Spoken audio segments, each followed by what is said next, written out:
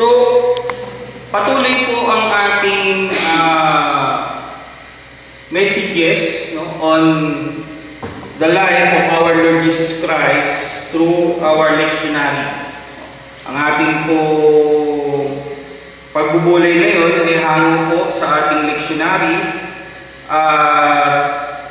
Ang tema po natin ay ang halaga ng pagsunod kay Jesus. In Luke chapter 9, buksan niyo po ang inyong mga Biblia. Luke chapter 9 verses 57 to 62. At ito po yung dito po natin matatagpuan ang ating pagbubulay. Dito po sa Ebanghelyo ni Lucas, makikita po natin si Jesus ay patungo po sa Jerusalem. Mula rito, nagsimula po yung serye ng pangangaral niya sa mga alagad. Alam naman po natin, in the life of our Lord Jesus Christ, no, lagi po silang nagtatravel. No? At most of the messages, no, doon sa Gospel of our Lord Jesus Christ, yung mga conversation nila, ito po ay nagaganap, no, during their travel. So, maaaring habang sila ay naglalakad, no, wala naman itong ibang means of transportation noon. No? Kung hindi sila sasakay sa mga kabayo, sa donkey, pero most of the time, no, sila po ay nagtatravel by foot. No? Naglalakad sila. Bahagi po ng pamamaraan ng ating Panginoon habang sila ay naglalakad, nangangaral siya. Tinuturuan niya yung kanyang mga alagad. At dito po sa chapter 9 ng Luke ay nagkaroon po dito ng conversation na ang ating Panginoon po ay nagbabahagi siya o nangangaral siya patungkol sa kahalagahan at kahirapan ng pagiging alagad. Kaya nga mga kapatid, dito po sa pagbubulay natin, meron po tayong tatalakayin dito. At meron po tatlong karakter. No? Meron tatlong uri ng tao na involved dito sa pangyayari nito. At ipinakita po ng ating Panginoon kung paano siya nag-response. No? Paano may mga tanong, may mga pangyayari dito, ang gusto natin makita ay paano nag-response ang ating Panginoong Hesus. So mga kapatid, basahin po natin ang ating teksto in Luke chapter 9 verses 57 to 62. Samantalang sila'y naglalakad, may isang lalaking lumapit at nagsabi kay Jesus, "Susunod po ako sa inyo kahit saan kayo pumunta." Sumagot si Jesus, "May lungga ang asong gubat at may pugad ang mga ibon. Ngunit ang anak ng tao ay wala man lamang mapagpahingahan." At sinabi naman niya sa isa, "Sumunod ka sa akin." Ngunit sumagot ito, "Panginoon, hayaan lang po muna ninyong maipalibing ko ang aking ama." Sinabi ni Jesus sa kanya, "Hayaan mo na ang mga patay ang maglibing sa kanilang mga patay. Ngunit humayo pa at ipahayag mo ang kaharian ng Diyos." Verse 61, may isa namang nagsabi sa kanya, "Susunod po ako sa inyo, Panginoon, ngunit hayaan ninyong magpaalam muna ako sa aking pamilya." At gano'n naman ang tugon ni Jesus, "Sino mang nagsimulang mag-araro, ngunit panay ang lingon ay hindi karapat-dapat sa kaharian ng Diyos." Tayo po ay po at manalangin. Aming Diyos, aming Amang makapangyarihan sa lahat, tunay nga po na maraming salamat sa panibagong pribileyo na ibinigay mo sa bawat isa, Panginoon, na naririto kami upang makapagpuri, makapakinig ng inyong mensahe, makapagpasalamat, Panginoon, sa kabutihan niyo sa aming mga buhay.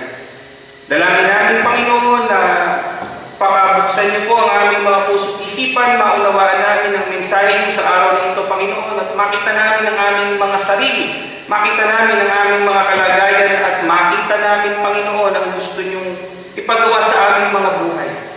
Nawa, Panginoon, magkaroon ng kapangyarihan ang ang mga salitang ito, Panginoon, na magdulot ng pagbabago sa aming mga buhay. Ito pong aming panalangin sa pangalan ng inyong anak na si Jesus. Amen. Sa ating pong pagbubulay, mga kapatid, meron lamang po tayong 3 puntos. No? Ang una, binigyan po ng ating Panginoong Hesus ng puntos yung walang tiyak na tahanan. Alam niyo ba ang ating Panginoon ay NPA? Ha? NPA si Jesus. Pastor, NPA, hindi ba yung mga namumundok? Hindi. No permanent address. Walang permanent address po ang ating Panginoong Hesus. Dahil kung saan sila abutin, kung napapanood yung mga tulad ng sinasabi ko sa inyo, panoorin yung Chosen, nakita nyo doon, nagsakamp sila, bawat city, kung saan sila abutan. So, ganoon yung pamamaraan noon. Di ba, wala naman habang nag-ministry sila from city to city, wala naman silang permanenteng mga kamag-anak na magpapatuloy sa kanila. So, yun po yung sinasabi ng ating Panginoon. At gusto ko pong makita natin dito yung unang person. Ang sabi kasi, ang una ay nagkusa. Nagkusa. Sabi niya, susunod ako sa inyo, saan man kayo magpunta. Siguro habang naglalakad sa ang ating Panginoong Hesus, siyempre, yung part po na ito, kilala na ang ating Panginoong Hesus eh. May mga miracles na nangyari. Kung sa hindi ito yung mga unang pagkakataon na siya ay bago sa ministeryo. Kilala na siya ng mga tao.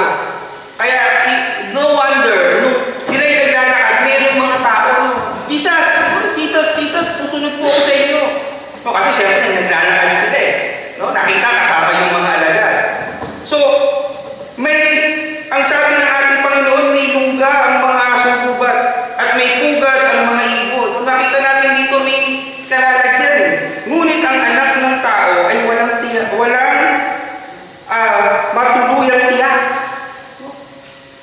So, nakita natin dito mga kapatid, Jesus, pag tayo sa Biblia, yung anak ng tao, Son of Man, in the book of Luke, Dr. Luke, ina-address niya lagi yung Son of Man.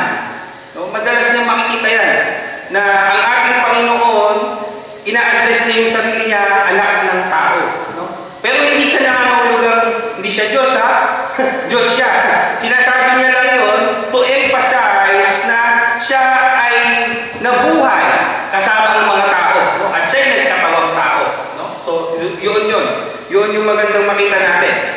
So, let's observe yung karakter ng unang tao na ito. Pansinin nyo, susunod po ako sa inyo. Out of nowhere.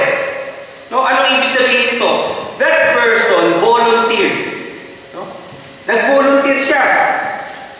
Pero mga kapatid, ano ang response? Sinabi ba ng Panginoon, sige, bedi pa, bagay di ba? Di ba? Sabi, hindi man sinabi ng bravo. Hindi naman parang natuwa ang Diyos eh. Ang sabi ng ating Panginoon, parang itong may halong pag-review pa, sigurado ka ba?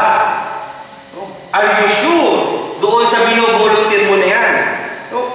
Kaya nga mga kapatid, ang pagsunod po kay Jesus ay nangangahulugan ng pagtanggi sa kaginawahan. Kasi sinasabi niya, yung mga ibon, meron silang mga pugad, di ba? Yung mga asong gubat, meron sila siguro mga luga, meron silang permanenteng bahay. Pero ang point po ng ating Panginoong Hesus, wala akong kasiguraduhan at mayroong pagtanggi sa kaginawahan. Hindi po ito isang komportableng paglalakbay. Ang mga alagad po ay hindi para sa pangsariling gain. Nakita natin na nung sumunod ang mga alagad sa kanila, tinalikuran nila eh.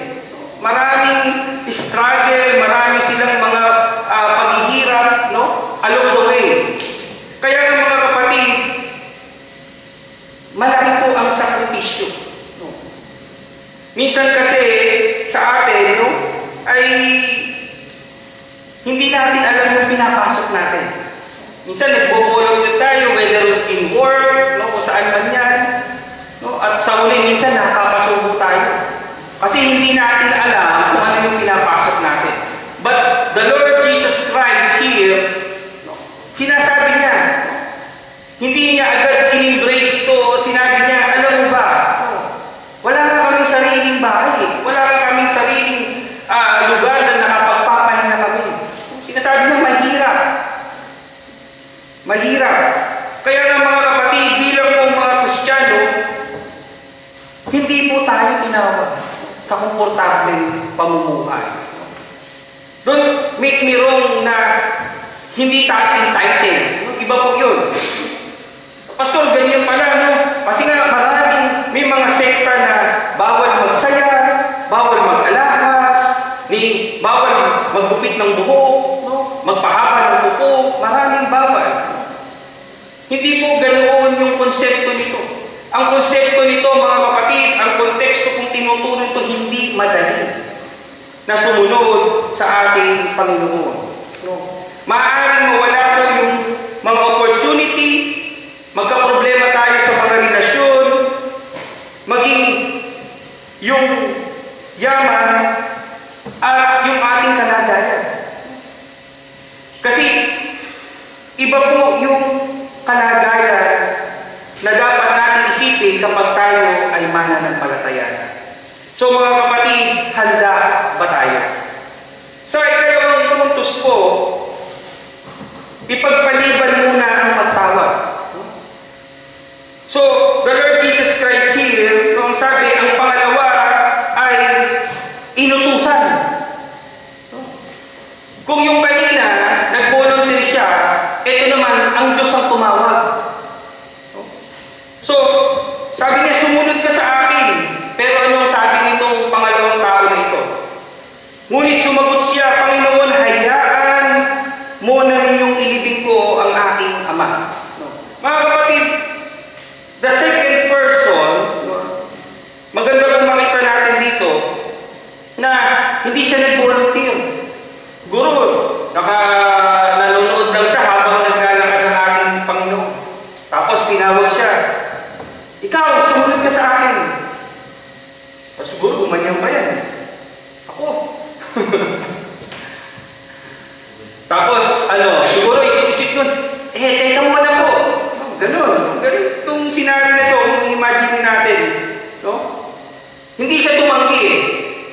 Hindi siya sinabi, hindi po, Panginoon, hindi po Panginoong Isus.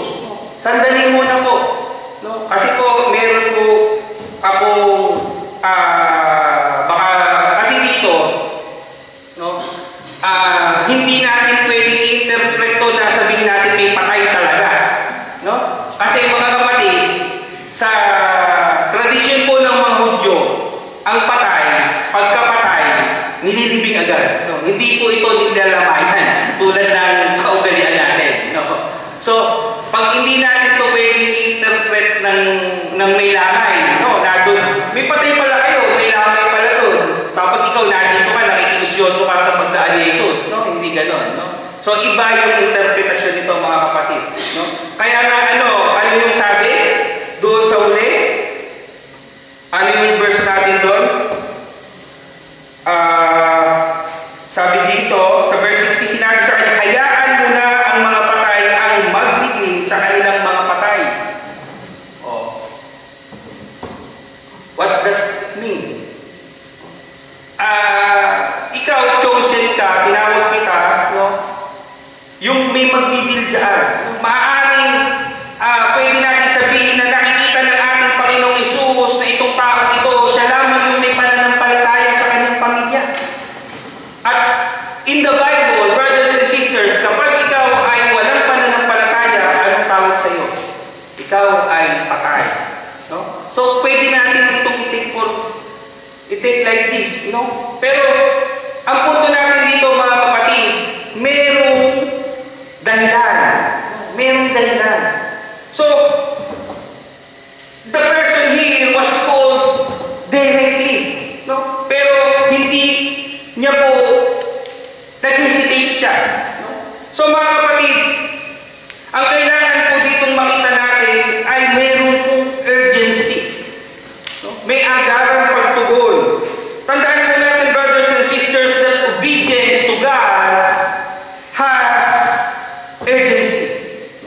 Hindi pwede susunod ako sa iyo, Lord.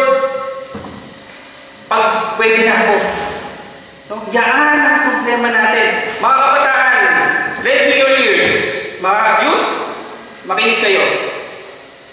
Alam niyo ba kung bakit sinabi ng Biblia, no? Do you know why the Bible said, remember God in the days of your youth? Bakit? Because there is urgency. No? Pag kayo, hindi nyo pinakinggan ang salita ng Diyos habang bata pa kayo, hindi nyo na yan maririnig pag tumanda kayo. Believe me. No? Hindi sinabi ng Biblia na pakinggan mo ako sa panahon na pwede ka na. Hindi sinabi ng Biblia na pakinggan mo ako pag libre ka na. No. May urgency. Pag tinawag ka ng Diyos, that time is now. There's no tomorrow. Dahil hindi natin hawak ang bukas, mga kapatid. No? At tandaan nito, bakit kayo nasa church habang maaga pa? Kasi yung pagsunod sa Diyos ay mahirap. At kapag hindi kayo nasanay habang bata pa na sumunod sa Diyos, pag tumanda kayo, hindi nyo kayang sumunod sa Diyos. Amen? Totoo yan. Totoo yan. Maraming mga tao na nanatili sa church dahil sila ay namula nung bata pa sila. Because church life, brothers and sisters, becoming a true Christian, following Jesus, is very difficult. Hindi natin sinusugar ko ang salita ng Diyos. Hindi natin sinasabi na sumama ka sa amin kasi sa'yo doon wala kang magiging problema. No. The moment you become Christians, maraming pagbabago. At baka yun yung time na disiplinahin ka ng Diyos at sabihin mo, bakit nung ako naging Kristiyano, nahirapan pa yata ako. Pero may mga pagkakataon din, mga kapatid, na tayo binibless ng Diyos kapag tayo lalong lumalapit sa Kanya. So, yun po yung sitwasyon ng pangalawa. No? Kaya nga, mga kapatid, kung tayo ay tinawag ng Diyos, tinawag ka no? Sa ministry, sa pagtulong, sa pagsunod sa Kanya, huwag na huwag kayo tatanggi. No? Huwag niyo pong tatanggihan. Dahil, mga kapatid, that urgency, obedience, means now. No? Binigyan tayo ng ministry, inassign tayo dito, just do it. No? Parang night lang yan. Do it. No? Kung sumusunod kayo sa ibang tao, no? Bakit hindi kayo lalo na dapat tayo sumunod sa Diyos. Amen? So take it as an opportunity. Imagine, tinawag siya, of all people, yung isa nagbo-volunteer, eto, tinawag, tapos, kapal ng mukha, siya pa nagdahilan. Parang, kung titingnan natin yung side dito, no, si Jesus, tinanggihan mo si Jesus, teka muna. Samantalang yung isa nagbo-volunteer, pero iba yung approach ni Jesus. So, nakita niyo, no? So, yung pangatlo, mga kapatid, no, yung pangatlo, nagsabi naman, no, eto, combination ng both, no, combination siya ng 1 and 2. Ang sabi ng pangatlo, sabi niya, nagsabing susunod siya. Susunod po ako. Magbo-volunteer. Siguro, nung sinabi na tinawag ka dito, teka, ako po susunod. Pero, no, so siya yung combination ng 1 and 2. No, ang sabi, ngunit nais munang magpaalam sa kanyang pamilya. So, sinabi ni Jesus, ang sino mang nag-aararo at lumilingon sa likod ay hindi karapat-dapat sa kanila ng Diyos. Sabihin niyo naman, Pastor, bakit ganon? Pamilya naman yung magpapaalam naman siya dun sa pamilya niya. Masama ba yun? Dito naman kasi, ang gusto kong makita natin dito, doon sa third person, nag-volunteer siya, susunod siya, pero may kondisyon. Yung isa, tinawag siya, pero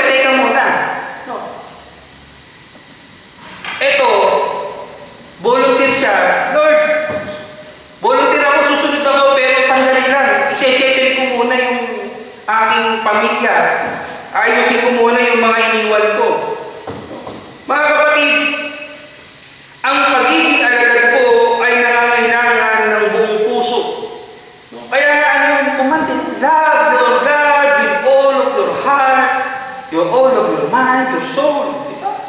Ang sabi, ang pagiging alagad ay nangangailangan ng buong puso, buong pag-iisip at buong lakas. Hindi maaaring hati ang ating paninindigan. Hindi tayo maaaring maglingkod sa dalawang Panginoon. Kaya nga sabi, yung lingon daw ng lingon, sino ba yung marunong mag-araro dito? O marunong sa bukid? So, Tita Nieves, nakakita rin tayo sa TV kahit kalabaw, di ba? Kahit traktor, wala namang ganyan ng ganyan. Di ba? Diretso. Bakit? Kasi daw, pag hindi matatapos, o kaya, baka paling-paling. No? So, ang ipinapakita dito ng ating Panginoon, focus. Pag sumunod tayo sa Diyos, kailangan natin may focus. Nakatutok tayo doon sa layunin ng Diyos. Ang mabigat kasi mga kapatid, kapag tayo mananampalataya na, marami kasi tayo kailangan surrender. Alam mo ba yun? Ang daming tao ngayon, nandun sa mali. Ang daming tao ngayon, bakasyonan na dito, bakasyonan doon, nasa barko, nasa Margarita, doon na lang kayo sa barko.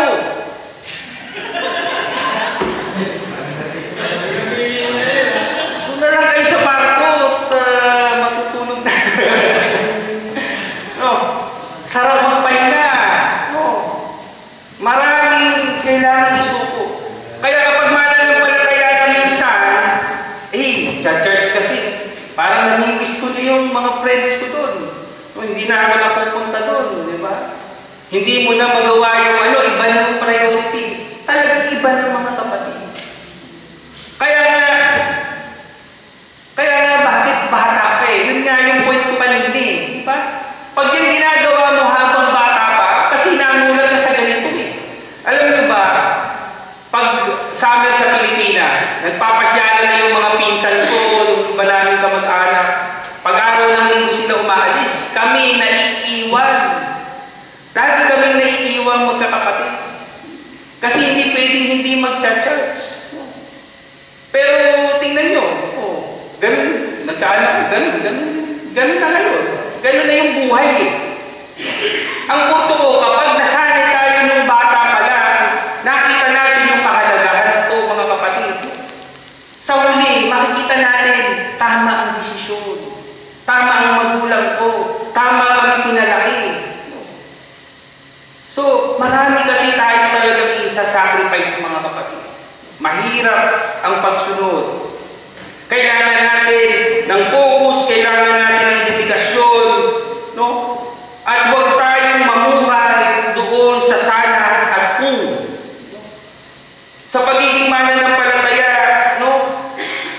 Lalo sa buhay sa church, mga kapatid, sana kung aircon lang sana yung church eh. No? Mas sarap sana magsimba. Sana kung malaking parking lot sana ng church, siguro linggo-linggo nagsisimba. Kung magaling sana yung pastor, baka lagi akong natin. Marami tayong sana at kung.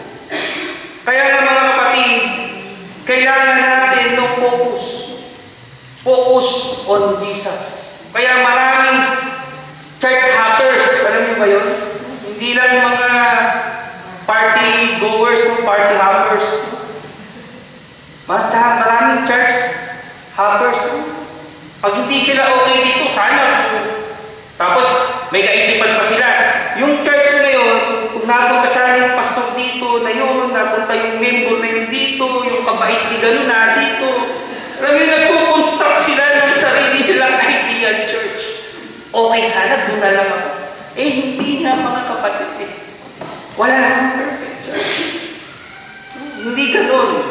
At minsan, isipin nyo, kung bakit kayo narito, baka kailangan ng katulad nyo doon sa iglesia niyo. Amen? Kailangan ng isang katulad mo dito. No? Hindi ka kailangan doon sa malalaking church na hindi ka makapaglilingkod. Dito ka tinawag kasi ito ang pangangailangan eh. Kailangan yung talento mo dito. Kailangan yung leadership mo dito. No? Kaya isipin nyo. Nakakalungkot isipin sa Pilipinas ng kabataan ko. Maraming napunta sa ibang mga churches na malalaki. No? Na-miss nila kasi kasi yung sila yung inaalagaan. Alam mo, lagi na lang kasi ako yung leader lagi.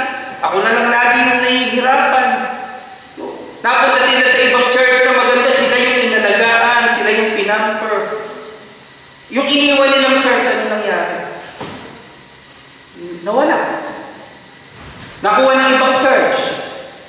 Kung hindi sila umalis doon, sila yung naging leader talaga doon, na nanatili yung kanilang dedikasyon, buhay pa sana yung mga church na yun. So minsan ganun tayo mga kapatid. Kaya tayo nilalagay dyan, may purpose tayo. So, kasi hindi nga madali. So, hindi nga bilang mga mananampalataya, hindi pwedeng laging ginhawa para sa atin. May mga tinawag para maging mga leaders. Hindi kayo ligtas para ipampered lang. Wala pong kayong ganun makikita sa aklat ng Biblia, mga kapatid. Na iniligtas, na naging alagad para maggumanda yung buhay niya, i-praise lang siya, o ipampered lang siya. Hindi po, lahat po sila may ministry, lahat sila nahihirapan, at lahat po halos ng mga alagad ay namartir. Isa lamang po ang hindi namartir sa kanila. Case po, si John. Siya lamang ang tumanda. So brothers and sisters, ang pagsunod kay Jesus ay hindi madali. Ngunit brothers and sisters, ito po yung tandaan natin. Ito ang pinakamatamis at pinakamahalagang desisyon na maaaring natin gawin sa ating mga buhay. Amen? Maaaring may kapalit na kalayaan, may kapalit na kaginawahan, minsan, relasyon. Naranasan niyo na bang iwan ng inyong mga boyfriend at girlfriend? Dahil sa reliyon? Meron na ba dito? Magagalit lang ng misis ko. Sabihin, hindi. Si-share ka na naman ng ganyan. Love you. Naranasan ko yan, mga kapatid. Kaya ako, nung panahon na talagang ako nakakilala na sa Panginoon, Metodista ang aking niligawan. Kasi nung nanligaw ako ng ibang hindi. Iniwan ako. Pinagpalit ako doon sa karinihan niya. Hindi pa kasi ganun kalalim yung pananampalataya. Pero meron palang hinahanda ang Panginoon na mas bumawi. Ganda pa ng asawa ko.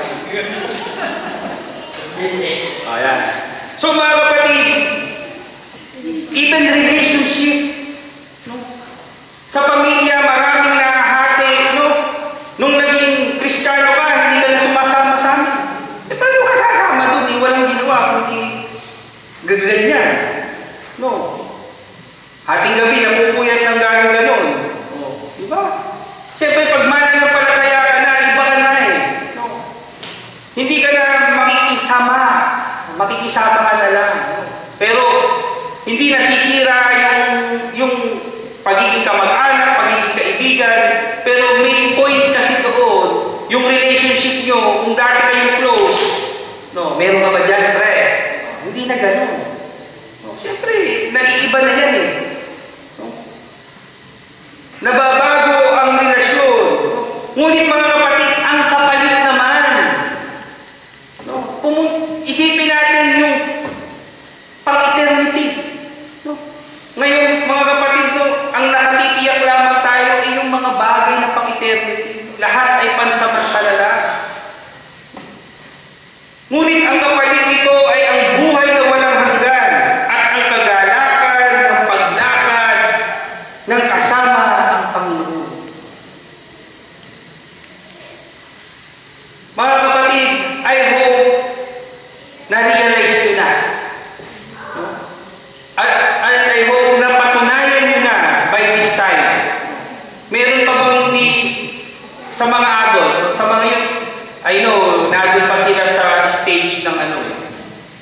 Sa mga adulti dito, siguro naman mga kapatid, no, napatunayan niyo na yung kagalakan ng paglakad na kasama ang Diyos. Amen? Taas nga kamay na napatunayan na. Amen. Amen. Napatunayan na natin mga kapatid na wala akong hihigi sa buhay na kasama ang Diyos. At ang tanong sa atin ngayon mga kapatid, handa ba tayong bayaran? Maaaring yung iba sa atin ay nagbabayad na tayo. Nagbabayad na tayo ng halaga ng pagsunod sa Diyos. Pero sa mga hindi pa, ang tanong mga kapatid, handa ba tayo bayaran ang halaga ng pagsunod sa ating Panginoon? Sa pangalan ng Ama, ng Anak at ng Banal na Espiritu. Amen.